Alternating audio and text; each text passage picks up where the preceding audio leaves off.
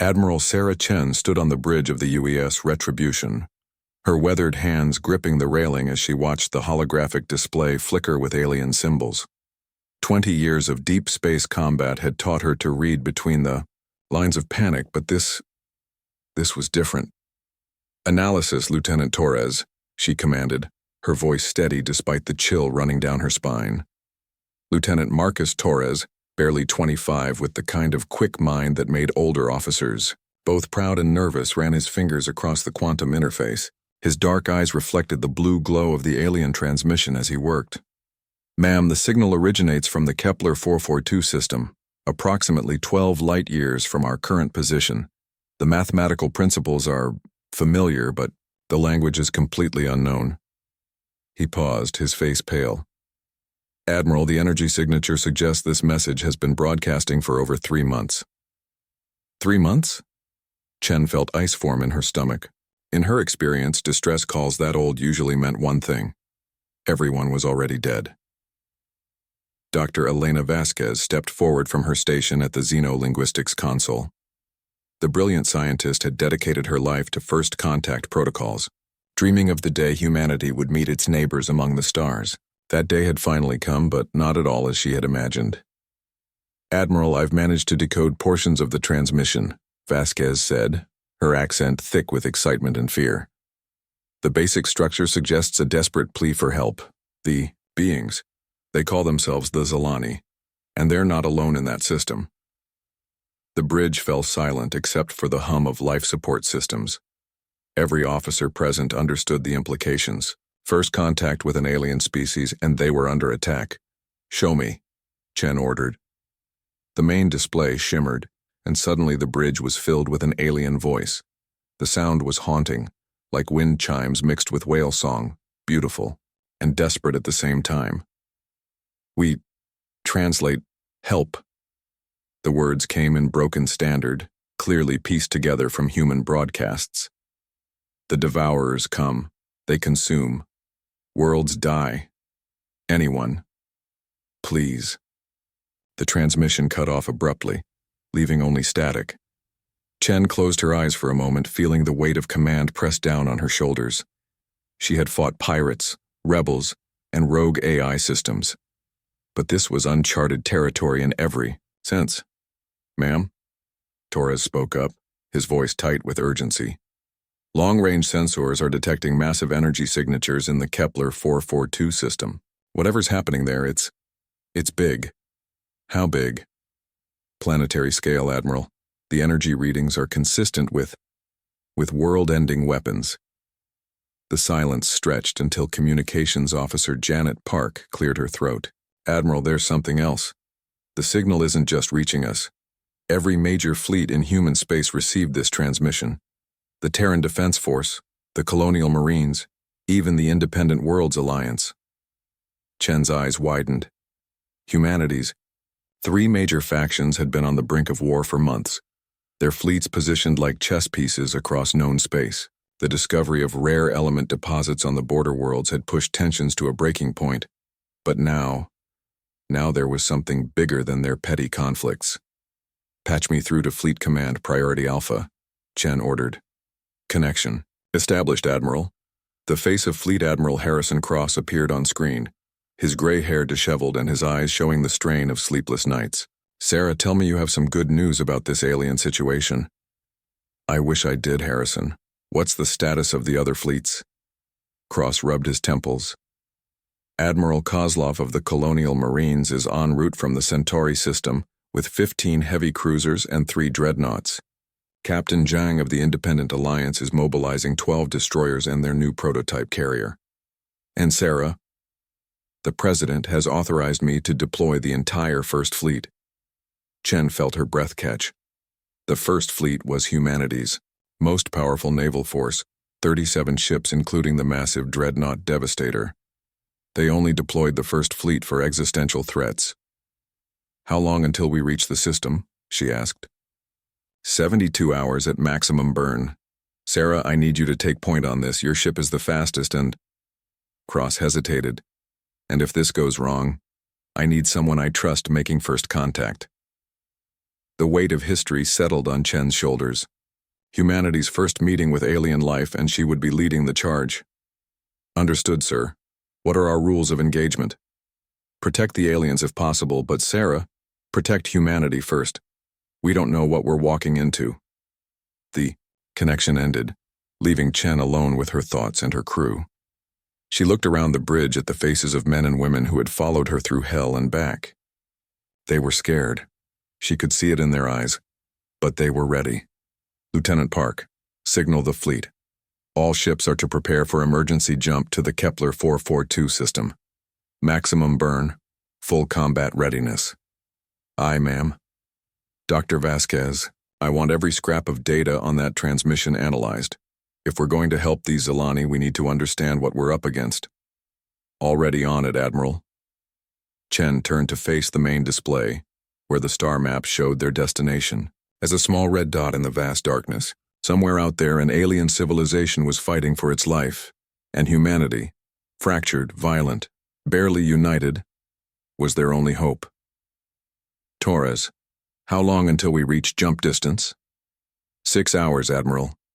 Then we wait. Chen straightened, her uniform, and prepared for the longest 6 hours of her life. And pray we're not too late. But as the Retribution and its escort ships accelerated toward the unknown, none of them could have imagined what they would find, waiting in the Kepler 442 system. The Zilani's desperate plea for help was about to reveal a truth that would shake the foundations of everything humanity thought they knew about life in the universe. The Devourers were coming, and Earth's children were about to learn why their world was considered the most dangerous place in the galaxy. Chapter 2, The Graveyard of Worlds. The transition from hyperspace always felt like dying and being reborn in the same instant. Admiral Chen gripped her chair as reality reasserted itself around the human fleet, stars shifting from streaks of light back to distant points of fire. But the Kepler 442 system was nothing like their star charts had promised. My God, Lieutenant Torres whispered, his voice barely audible over the bridge's sudden silence. Where there should have been 7 planets orbiting a stable yellow star, there were now only fragments. Massive chunks of rock and metal drifted through space, some still glowing with the heat of recent destruction. The inner planets were completely gone, reduced to asteroid fields that caught starlight like broken glass. Sensor report, Chen ordered, forcing her voice to remain steady even as her heart hammered against her ribs. Admiral, I'm reading debris fields consistent with 4 destroyed planets. The asteroid belt shows signs of artificial construction. Cities, shipyards, space stations, all destroyed within the last 72 hours. Dr. Vasquez moved to her console, her face pale as she studied the readings. Admiral, the energy signatures are incredible. Whatever weapon did this, it's beyond anything in human technology. We're talking about literally cracking planets open from the core. Life signs? Chen asked, though she already feared the answer. Scanning. Admiral, I'm detecting artificial structures on the 5th planet. It's the only world still intact, and there are ships in orbit. The main display shifted to show a blue-green world that looked hauntingly similar to Earth. Cities dotted the continents, connected by gleaming transportation networks.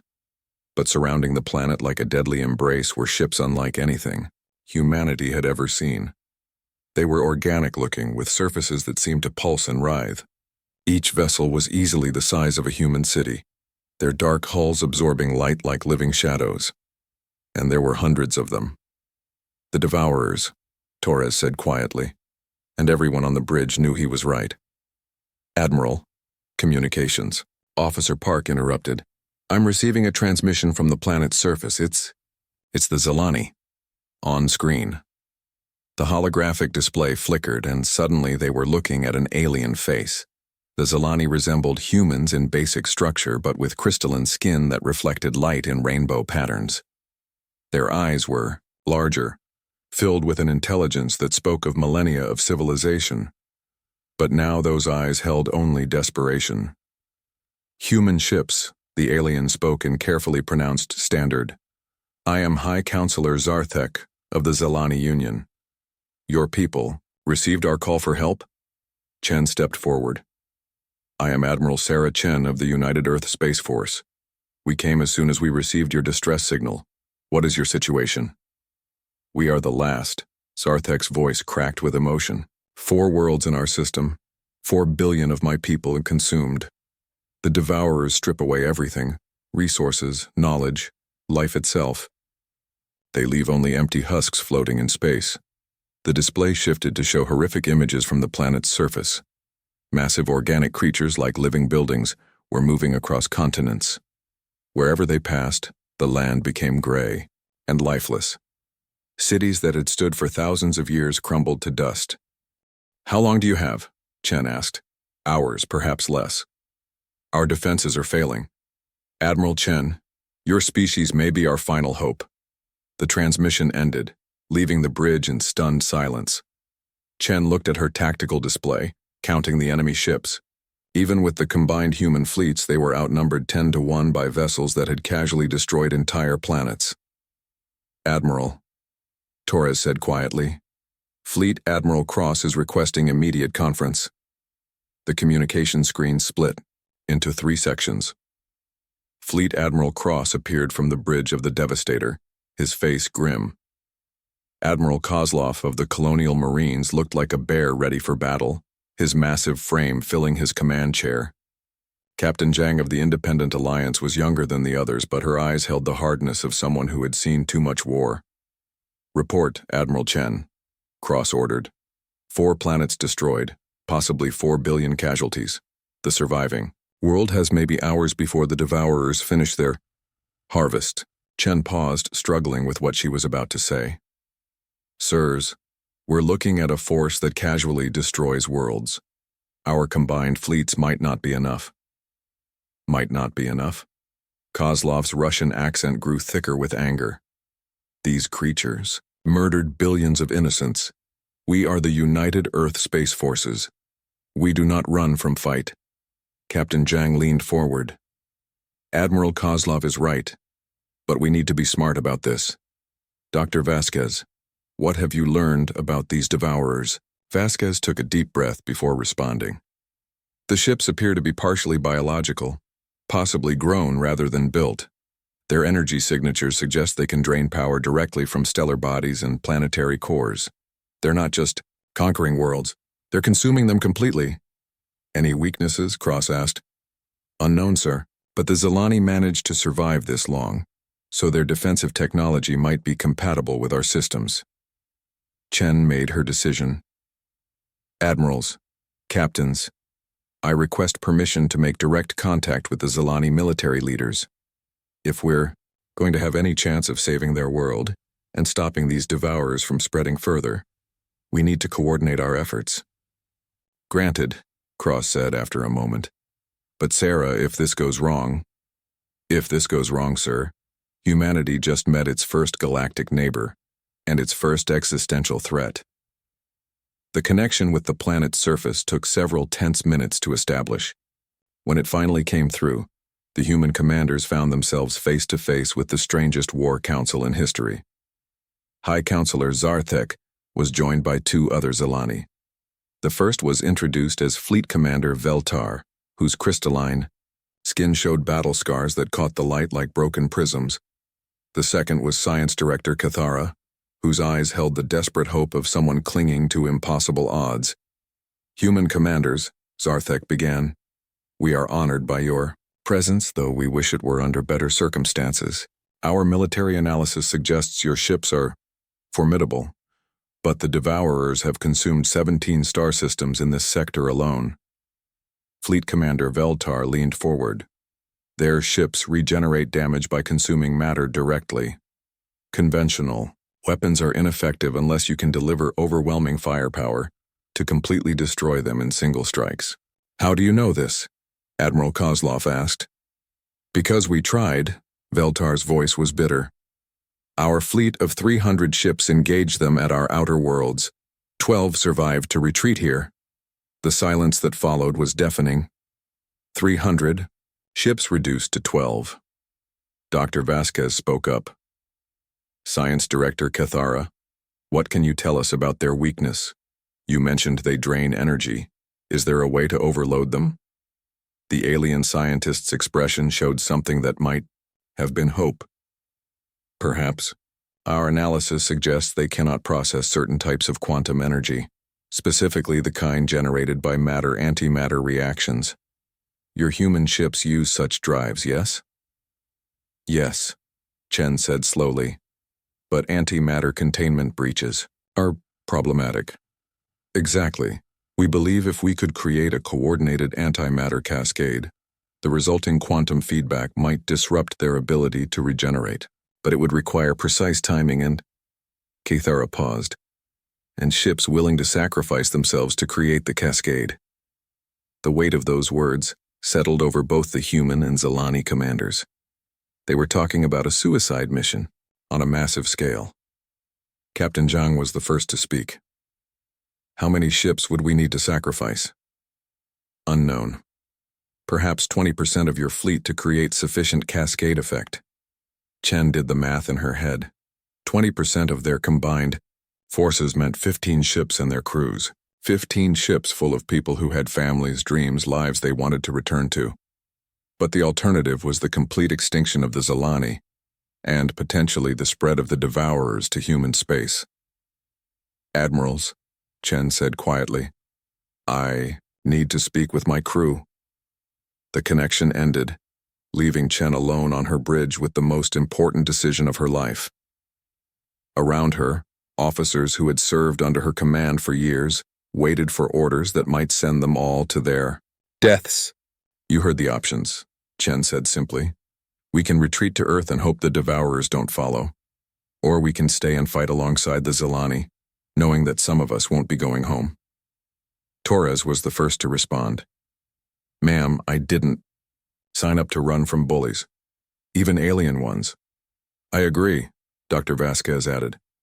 This might be humanity's most important moment. First contact, and our chance to prove we're more than just another violent species. One by one, every officer on the bridge voiced their agreement. They would stay. They would fight. Chen felt pride and terror in equal measure as she reopened the communication channel. High Counselor Zarthek, this is Admiral Chen. Humanity stands with the Zilani. We're going to save your world. But even as she spoke those brave words, Chen couldn't shake the feeling that they were about to face something far worse than they had imagined. The Devourers had consumed 17 star systems. What made humanity think they could succeed where so many others had failed? The answer would come sooner than anyone expected.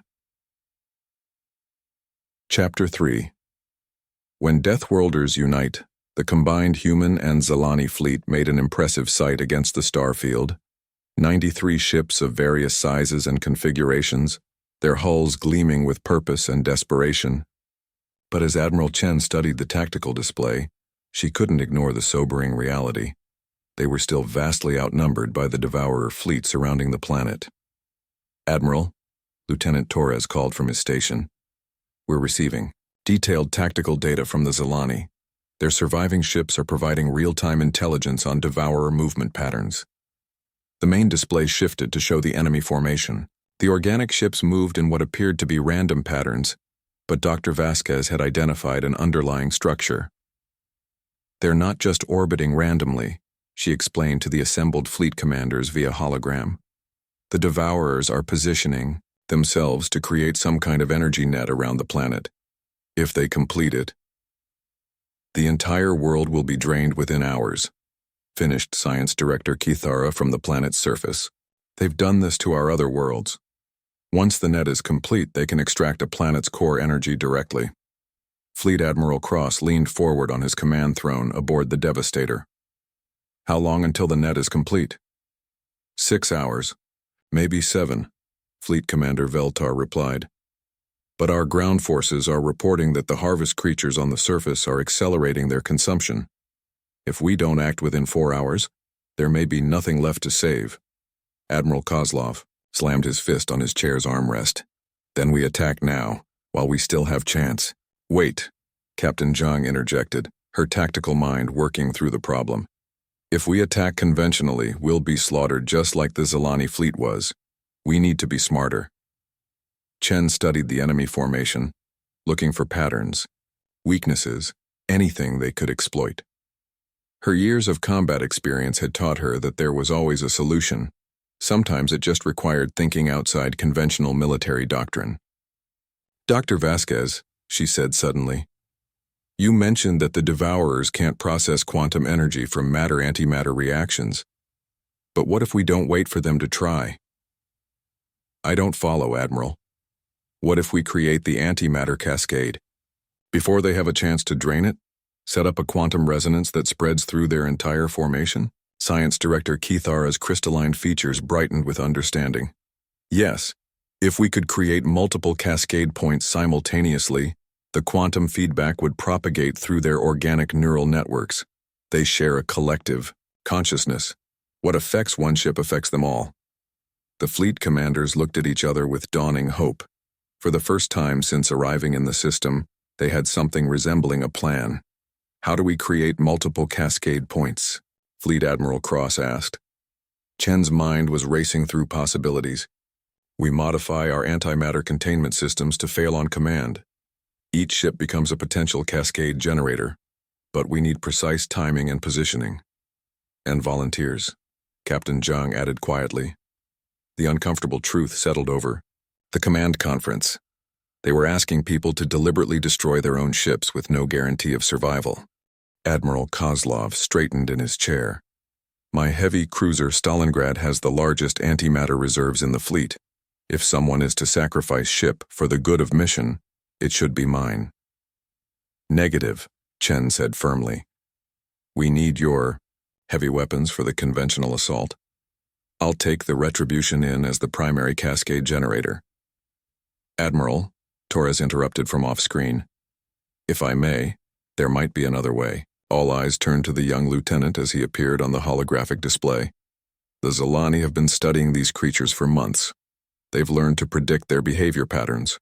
What if we use that knowledge to our advantage?" "Fleet." Commander Veltar's image flickered as he accessed his ship's tactical systems. "Lieutenant Torres is correct. The Devourers have predictable response patterns. When threatened, they cluster together for mutual defense.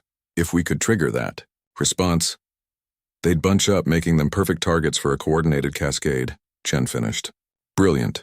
What would it take to trigger their defensive clustering?" "A direct assault on their command ship," Veltar said. "Each fleet has a central consciousness vessel, larger than the others, usually positioned at the formation center." Chen located the command ship on her tactical display. It was massive, easily 3 times the size of the Devastator, and surrounded by dozens of smaller escorts. "That's a suicide run," Captain Zhang observed. "Not necessarily." Chen's tactical mind was working through the possibilities. "What if we split our forces? A small fast strike team to trigger the clustering response while the main fleet positions for the cascade?" Fleet Admiral Cross nodded slowly. "It could work. But who leads the strike team?" "I will," Chen said without hesitation. "Admiral," Dr. Vasquez protested, "you're needed to coordinate the cascade timing. Torres can handle the technical aspects. I'm needed where the fighting is thickest." High Counselor Zarthek spoke for the first time in several minutes. "Admiral Chen, there is something else you should know. Our long-range sensors have detected movement in neighboring star systems. More Devourer fleets are approaching."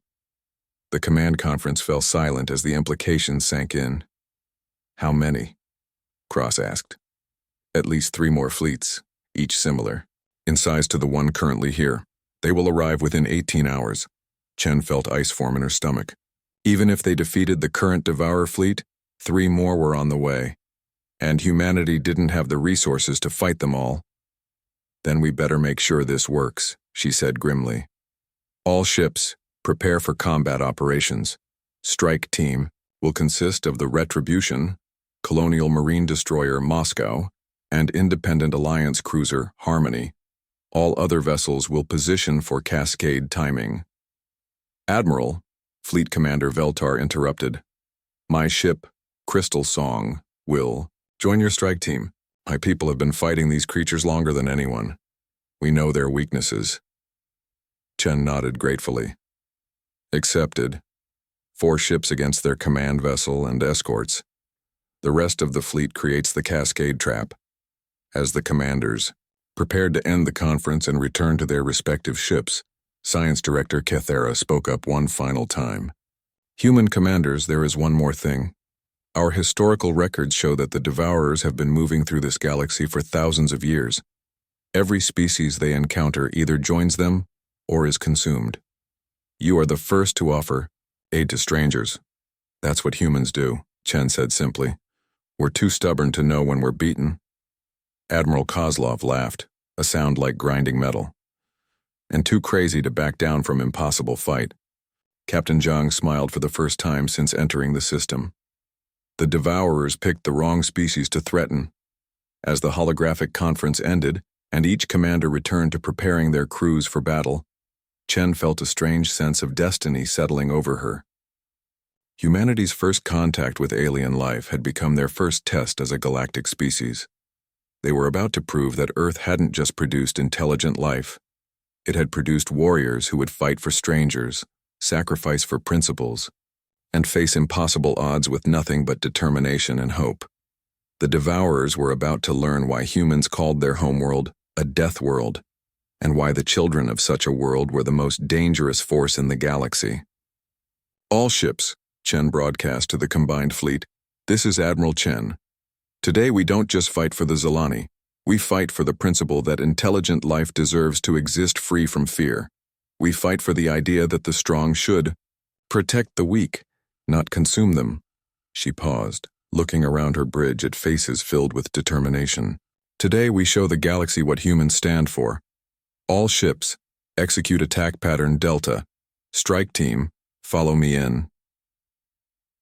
The Retribution broke formation, followed by its three companions as they accelerated toward the heart of the Devourer fleet. Behind them, the combined human and Zilani forces spread out in a carefully coordinated pattern, each ship positioned to create maximum quantum cascade effect. In 4 hours, they would either save an entire world or die trying. But as Chen watched the enemy command ship grow larger on her screen, she felt something she hadn't expected: confidence. These Devourers had spent millennia consuming civilizations that fought alone, afraid, divided. They had never faced an enemy that chose to unite with strangers, to sacrifice for principles, to fight hopeless battles simply because they were right. They had never faced humans. Chapter 4. The Price of Unity. The space between the strike team and the Devourer command ship filled with fire and death as the battle began in earnest. Admiral Chen gripped her command chair as the Retribution shuddered under enemy fire. The Devourer weapons were unlike anything in human military databases. Beams of sickly green energy that seemed to eat through their shields like acid through paper. Evasive maneuvers. Pattern Gamma, she shouted over the din of alarms and explosions.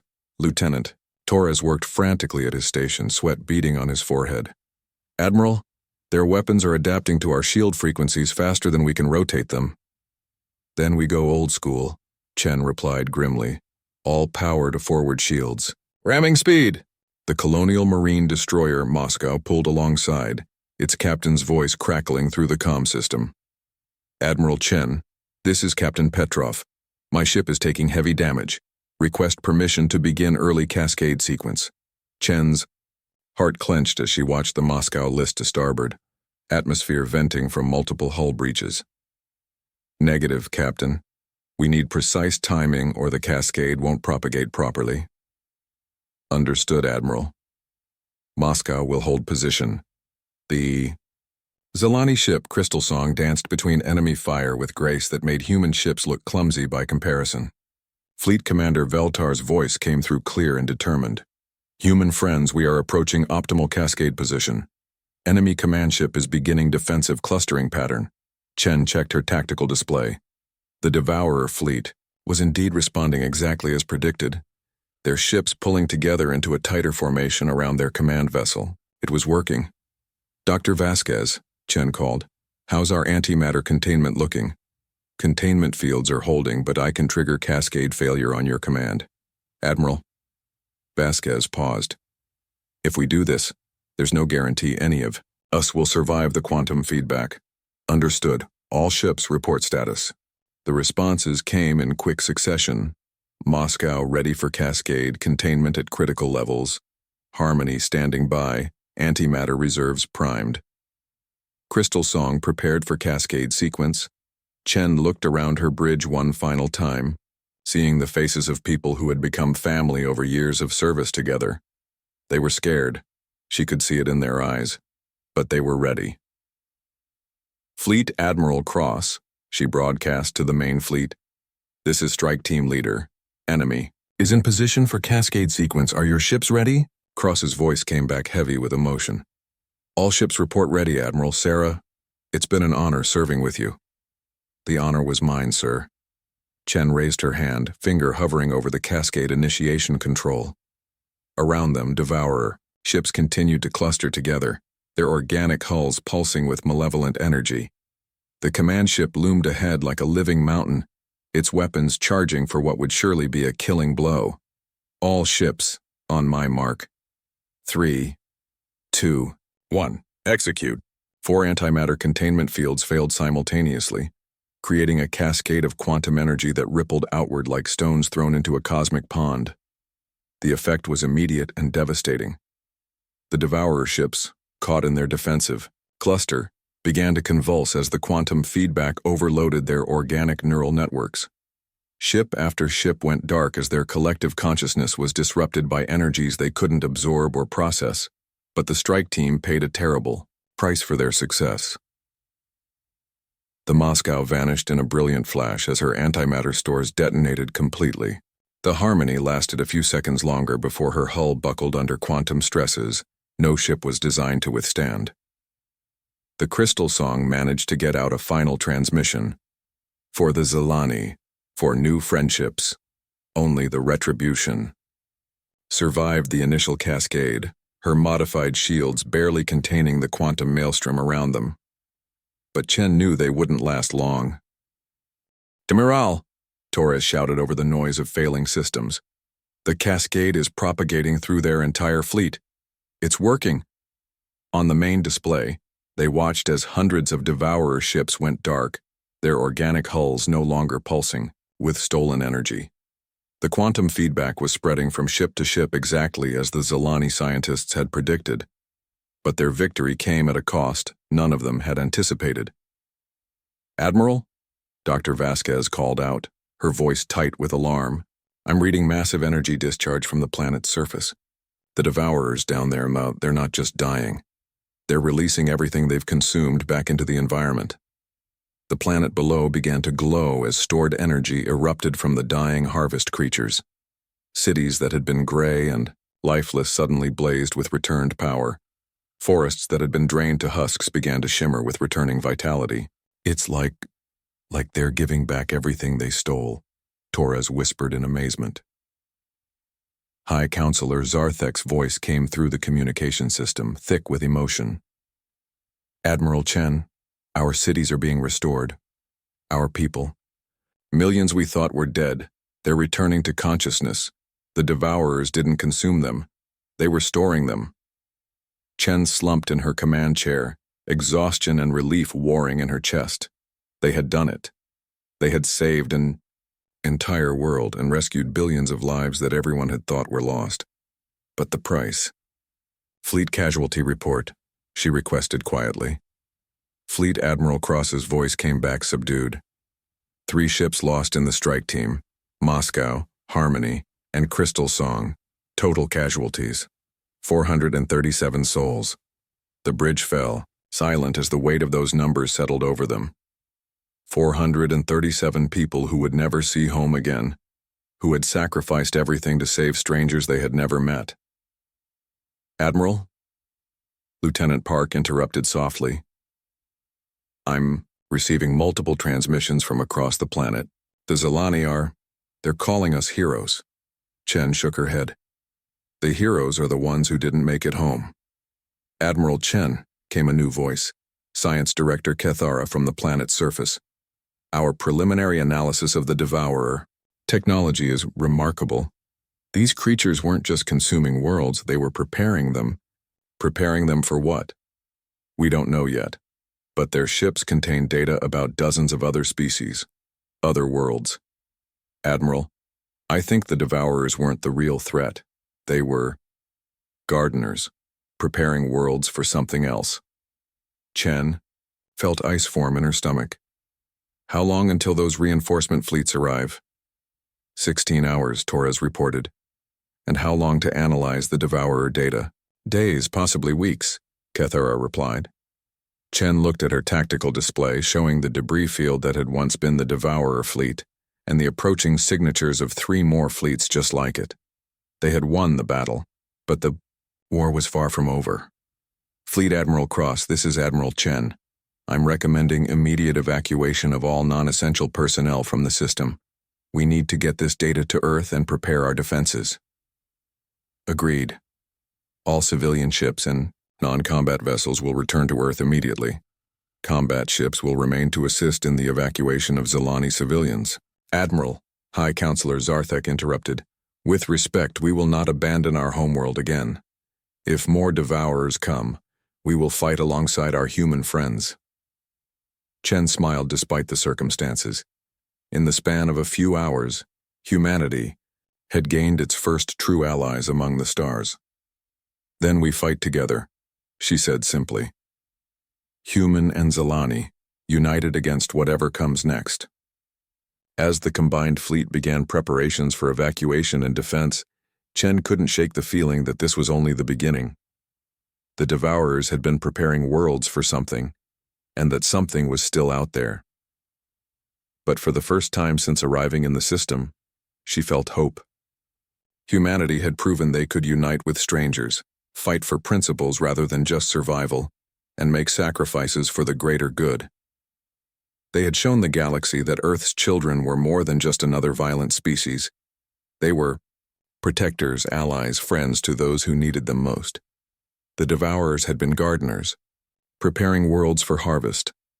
But they had never encountered gardeners who fought back, and they had certainly never met the children of a death world who refused to let gardens be destroyed. Epilogue. The New Alliance. 6 months after the battle of Kepler 442, Admiral Sarah Chen stood in the newly constructed Unity Station, humanity's first joint installation with an alien species. The massive space station orbited the restored Zilani homeworld, its hybrid human-Zilani architecture a testament to what 2 species could accomplish when they worked together. Through the observation deck's transparent aluminum windows, she could see both human and Zilani ships patrolling the system in coordinated formations. The threat of more Devourer fleets had never materialized, but the intelligence they had recovered from the destroyed ships had revealed a truth that shook both civilizations to their core. Admiral, Dr. Elena Vasquez approached, carrying a data pad thick with alien symbols and human translations. The latest analysis of the Devourer archives is complete. You're not going to like what we found. Chen turned from the window, noting the dark circles under Vasquez's eyes. The xenolinguist had been working around the clock for months, translating terabytes of alien data with the help of Zilani scientists. How bad is it, Elena? The Devourers have been active in this galaxy for over 50,000 years.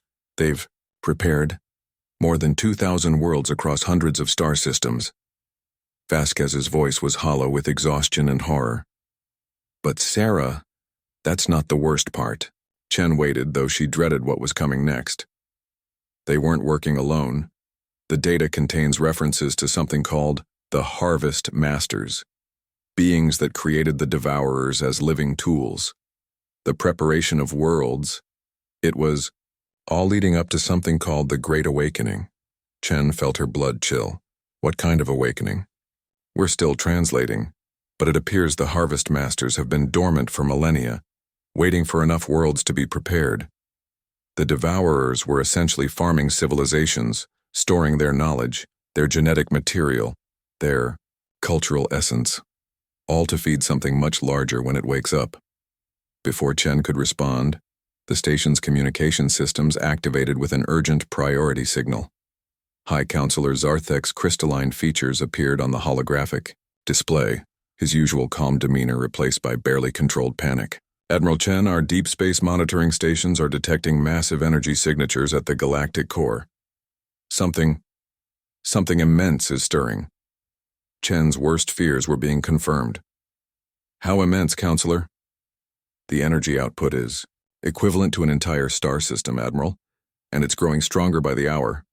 Dr. Vasquez stepped closer to the display. Counselor, we found references to dormant entities in the Devourer archives. Is it possible that your sensors are detecting one of the Harvest Masters awakening? Zarthek's skin patterns shifted to colors that Chen had learned indicated extreme distress. If that is true, then our victory against the Devourers may have been premature. Our analysis suggests that the destruction of Devourer fleet sends a signal to their creators. We may have accidentally triggered this awakening. The weight of unintended consequences settled over Chen like a physical burden. By saving the Zilani, by destroying the Devourers, they might have doomed the entire galaxy. Counselor, she said carefully, what are our options? We prepare, Admiral. Your species and mine, working together. The Devourer archives contain technological specifications beyond either of our capabilities alone. But combined, we might have a chance, Chen finished. Lieutenant Torres's voice came through the station's communication system. Admiral, you're needed in the Strategic Planning Center. We're receiving coded transmissions from Earth. Chen made her way through Unity Station's corridors, noting how human and Zilani crew members worked seamlessly together. In just 6 months, they had created something unprecedented. A true interspecies military alliance based on mutual respect and shared purpose. The Strategic Planning Center buzzed with activity as officers from both species coordinated defense preparations. Torres looked up as she entered, his young face showing the strain of months of constant crisis management. Admiral, Earth Command has approved the Prometheus project. They're allocating resources for joint human-Zilani warship construction. Chen felt a spark of hope. The Prometheus project was humanity's most ambitious military endeavor.